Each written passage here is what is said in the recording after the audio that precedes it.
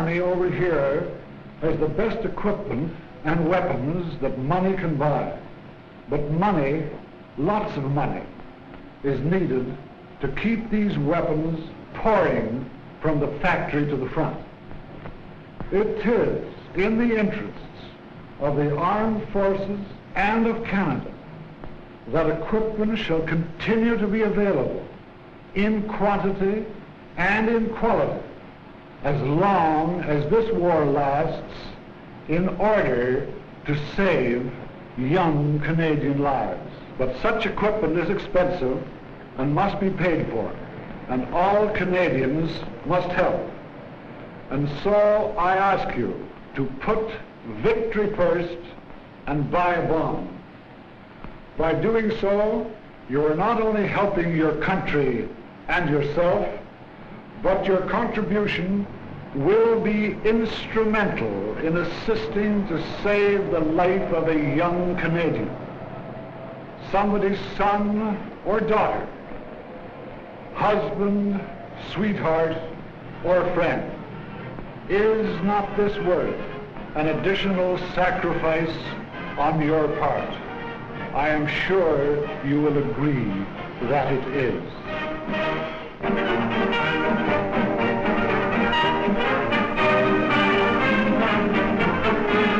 Canadian invasion troops are visited by General Montgomery. With the second front rushing inevitably toward reality, Monty is anxious to get a good look at the men who will help him smash the fortress of Europe.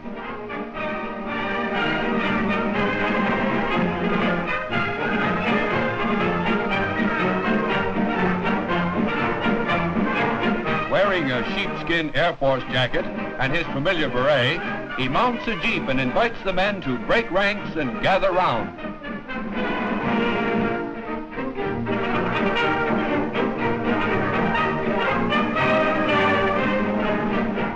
What Monty is telling the Canadians is a military secret, but you may be sure that he is promising the Germans a lot of headaches in the months to come. Lieutenant General Stuart and other Canadian officers listened intently to his words of inspiration and plans for the liberation of Europe.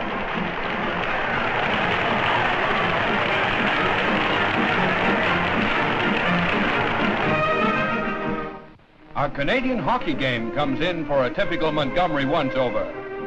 Monty shakes hands with members of the teams, one a famous Highland Regiment, the other from a reinforcement unit.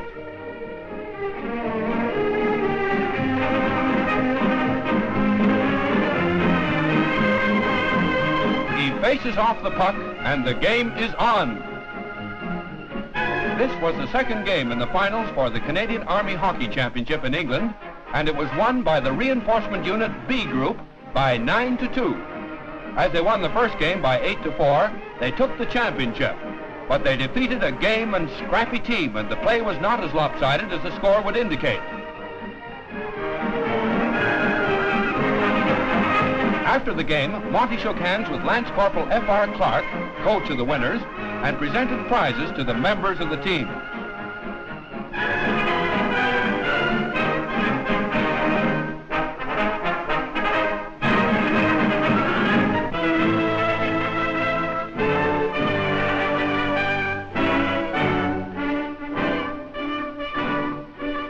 For the first time in the history of the Canadian Army, men from the Dominion marched to St. George's Chapel at Windsor to attend divine service.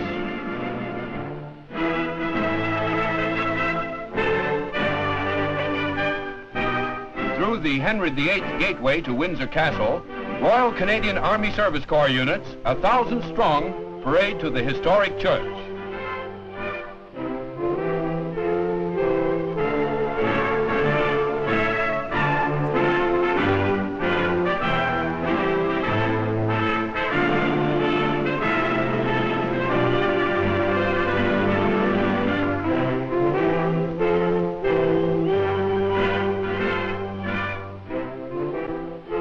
Following the service, the troops line up in the courtyard of the castle, where Brigadier McQueen presents his trophy to a Canadian Tank Transporter Company for the best maintenance of vehicles throughout the year.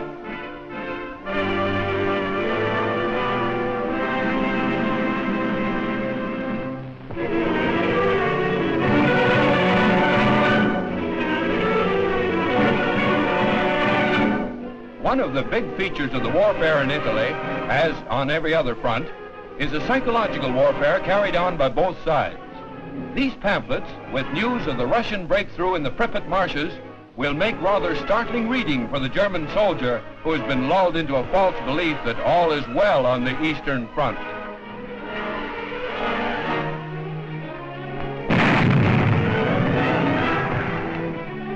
This may not be the safest way to deliver the morning paper, but it's very effective.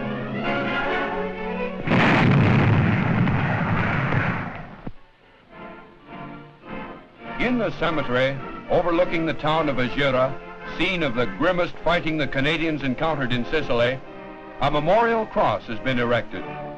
It commemorates the gallantry of the men who gave their lives in the Sicilian campaign.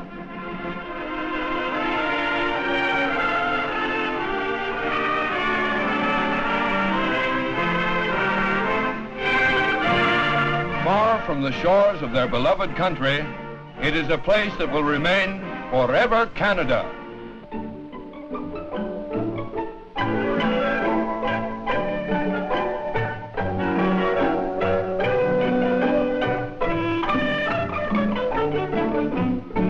Peacetime travel posters invite you to sunny Italy, where beauty and romance abound. Beautiful roads winding through country unsurpassed for scenery. Well, this is Italy, and here is some of the scenery, and this is the romance. The sun has probably been taken over by the Nazis. At a divisional cooking school somewhere in Italy near the front line, cooks of Canadian regiments on the Italian front are taking a refresher course.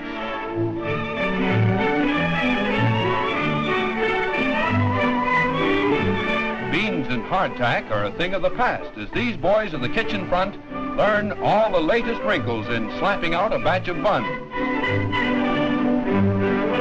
This process is called camouflaging the bully beef, and to the boys in the field, these meat pies are tops. Part of the course was instruction on making improvised ovens from old bricks, gasoline tins, etc. They might not look so hot, but they do the job.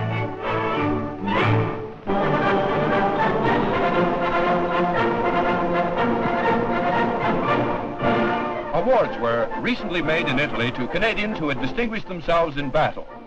Among those honored were Company Sergeant Major Drapeau of Montreal, the Distinguished Conduct Medal; Captain Sharp of Woodstock, New Brunswick, the Military Cross; Private Magestad of Vermilion, Alberta, the Military Medal; Corporal MacLeod of West Bay, Inverness, Nova Scotia, the Military Medal; Corporal Wade, Sydney Mines, New Brunswick, the Military Medal; Lieutenant Kenyon of Hamilton, Ontario, the Military Cross; Major Fraser of Toronto, the Distinguished Service Order; Sergeant McDougall of Toronto, the Military Medal; Corporal Bars of Winnipeg, Manitoba, the Military Medal; Corporal Daler of Ottawa, the Military Medal;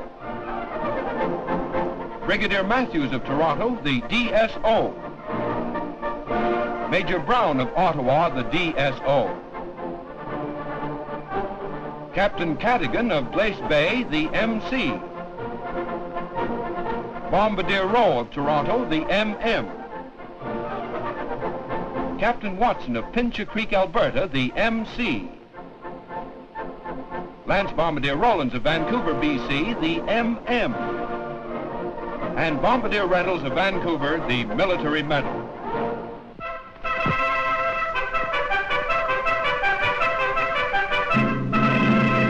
Canada's second winner of the Victoria Cross in this war is Major Paul Triquet of Montreal, a company commander in the Royal 22nd Regiment.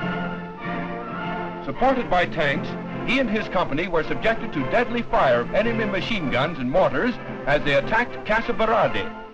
With all his officers and half his men casualties, he discovered that they were being surrounded. With a call that the only safe place is the objective, they pressed on. Major Triquet, 2 sergeants and 15 men reached Casa Berardi and fought off repeated counterattacks until relieved by their battalion. When asked about the award, Major Triquet replied, "I am glad for my unit and Canadians that we have the first Victoria Cross to be awarded in Italy.